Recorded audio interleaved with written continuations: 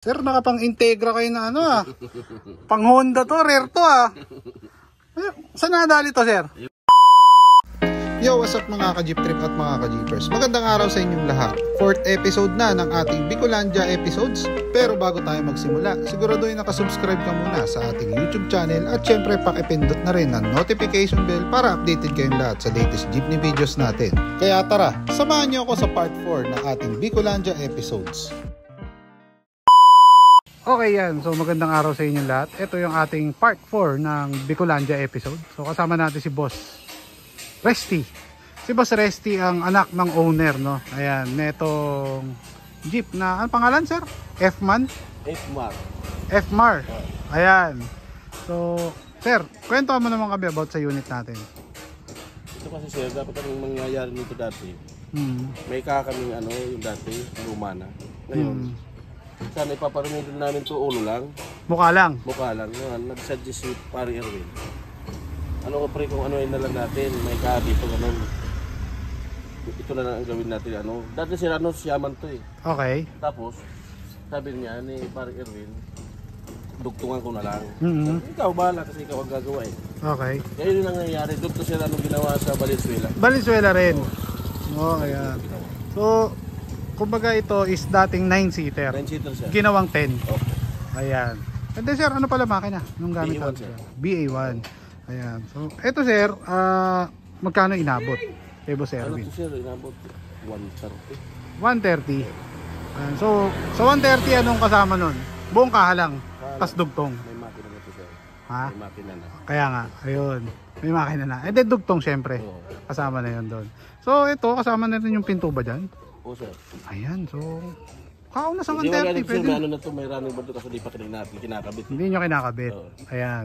So, sir, ito, transformer. Kasama na to. Oo sir, kasama na yan. So, siya rin ang gumawa niyan. Parang yun lang gumawa niyan. Eh. Ayan, okay, okay. And then, syempre, yung may mga, yung mga accessories sa inyo na. Sa kanya sir. Kanya rin? Ito sir, galing dito kay Pari Erwin. Okay. And then, Binenta niya sa akin. binenta sa inyo. Okay. And then, itong dalawa. Lahat to sir, to tatlo. Ay, yung tatlo, binenta na sa'yo. Okay. So, ang makina nito is BA1. BA1. A o E? E. E. As in, eagle. Ay, for be apple. Apple, yan. Okay, dito tayo sa harap. Ito yung kanilang interior, mga boss. Wow, napaka-solid naman yan. Ayan, uy. Sir, nakapang Integra kayo na ano ah. Pang Honda to, rare to ah. Saan nadali to, sir? Ewan ko pa, siya may kanan yun eh. JDM to, sir, oh. Integra, oh. Ang angas. Ayan. So, ngayon lang ako nakita ng jeep ng Manibela ay pang Honda Integra. Napaka-rare niyan. So, pinapanglagay lang sa jeep. And then, syempre, NKR sila dito. Na shifter, tama ba, sir? Ayan. And then, ito yung kanilang dashboard. Ayan. So, malinis pa ang kanilang loob. Medyo ano lang sir, palitin na yung kisame. Kisame lang ang papalitan. So, ito is naka-schedule na para ipagawa, no? Opo. Ayan. So, pero gamusa type pa rin ang gagawin natin na kisame o papapalitan na natin Yung ano na sir, yung ano na. upholstery na. Opo. Ayan. So, napaka-solid yan mga boss. Ito is 10-seater, tama ba? Ayan. Sir, sound system, wala ba tayong balak? Wala sir, wala. Hindi mahilig tatay ko. Hindi kayo mahilig. Ayaw na maingay eh. Palibasa medyo matanda na. Pero kung ikaw lang magdadala, lalagyan mo talaga, no? Next natin, syempre, yung set ng kanyang gulong. Ang set ng gulong ni sir ay 750 yung harap, no? 750 by 15. And then naka Tansan na hubcap, no? Ayan, harap likod. Ayan. So ito is parang style Novaliches yung jeep na to dahil wala siyang running board. Ayan, biyaheng Iriga, Buhi. Sir, ganun din. Same lang din yung boundary nyo. Kumbaga hindi boundary, parang renta. Anong nangyayari, no? Wala sir, so sa amin, ito yung binayad ko parang Dennis, ano to? Porsentuan to ito, sa tatay ko, siya lang naman nagmamaneho. Ah, sa airport mo, siya lang nagmamaneho. Kumbaga siya lang bala mag, ano, ng pang maintenance ng jeep. Siya na bahala. Oo, ayan.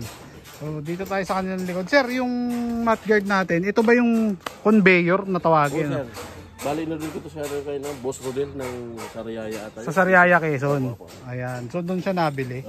Okay.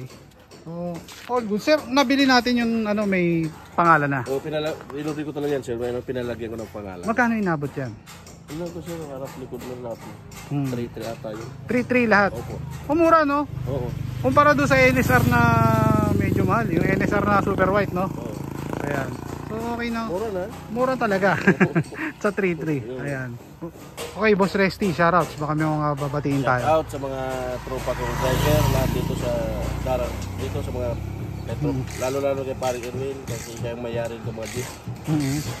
Maraming salamat kay Paring Erwin. Tapos sa mga co-driver ko na nandito. Mga driver ni mga gawa ni Paring Erwin. Shout out sa inyo. Lalo yung Iriga Buhi. Okay. Shout out sa inyo lahat. Yung nasa biyay ngayon. Group 3. Yun, no, Group 3. So, sir, maraming salamat. Ayan. Salamat din.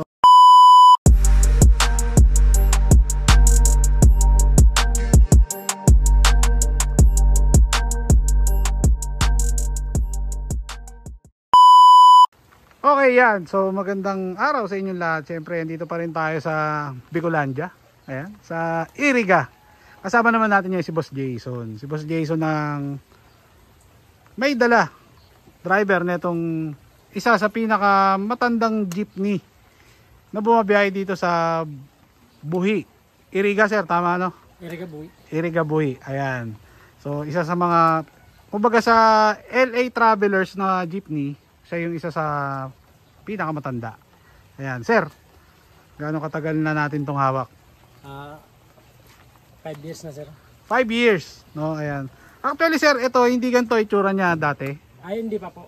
Ayan. Kumbaga may mga nabago pa. Oo, maraming nabago dito. Ayan. Ano yung mga nabago, sir? Kung naalala nyo pa, yung mga nabago.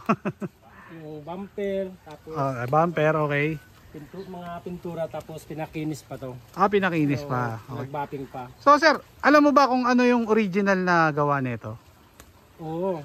Amante yung unang... Yung pinaka-original na gumawa sa kanya. Oo, Amante. So, ito is old school na Amante. Oo. Ayan. Ano model pala? 92. 1992 model. Ayan, okay. Ano makina ng unit natin? Dati ano to, for the R5. Okay. Ngayon, ano Ngayon na? ang makina ito ngayon, BC2 na. 4BC2. Oo. Ayan, okay. Kumusta naman ang 4BC2 sa diesel consumption dito sa ruta nyo? Dito sa ruta namin, okay naman. Kumbaga, sa isang ikot, magkano dinidiesel natin? Nasa 300 lang. 300. Balikan na yun. Oo. Ayun. Oh, maano rin pala, no? Matipid kahit papaano. Kung ilang kilometers pala ang ruta natin? 15. 15. Oo, 15 kilometers. So, parang bali 30 ang ano mo. diretso. Isang ikot. Okay, okay. So 30 liters ang isang ikot. Ay, at 30 kilometers, sorry. Ang isang ikot. sorry. Medyo nalilito lang ako. Ayan. Okay, so dumako naman tayo dito sa design. Ayan, yung mga design ni boss ay siyempre ayan, naka-trompa, kabayo. Ito sir, parang LGS type, no? Oo. Ayan, kasi kung makikita nyo parang sinaunang gawa pa ni LGS to. Ayan. Kasi binagay ni Boss Erwin yan. Ibinagay sa patok concept. Oo. Ayan. Okay. So dito tayo sa kanilang gulong. Gulong is 700 by 15. MRF. Ayan. Sir, MRF user kayo karamihan dito ah. Oo. Ano ba to? Subok na? Subok na talaga. Matibay talaga ang MRF. MRF, no? Ayan. Iba pa yung gahatunggal, no? Iba pa Ay, yan. iba pa yun. Ayan. Okay. Pero mas the best kasi ito. Mas okay yan, no? Oo. Ano pala preno gamit natin dito, sir? Naka D5 to. D5 na. Okay, dumako naman tayo dito sa kanilang interior, mga boss. Wow! So, ito yung kanilang interior. Sir, ilang seater to? At Ilang ano to? seater?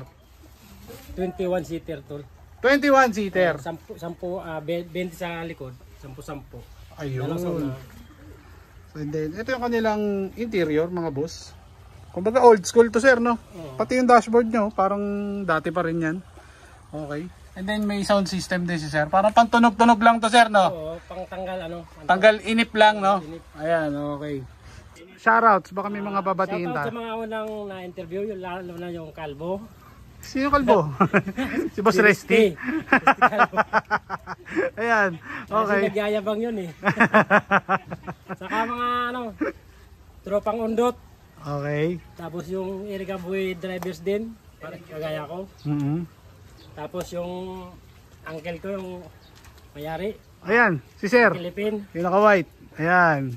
Okay, sino pa? Tapos yung mga relatives ko rin sa ano, Baaw. Yan, sino pa? Baka meron pa. Lubusin mo na, nandito ka na eh. Shout out din kay Paring Erwin kasi siya ang pinakadabi sa latero namin dito sa Bicol.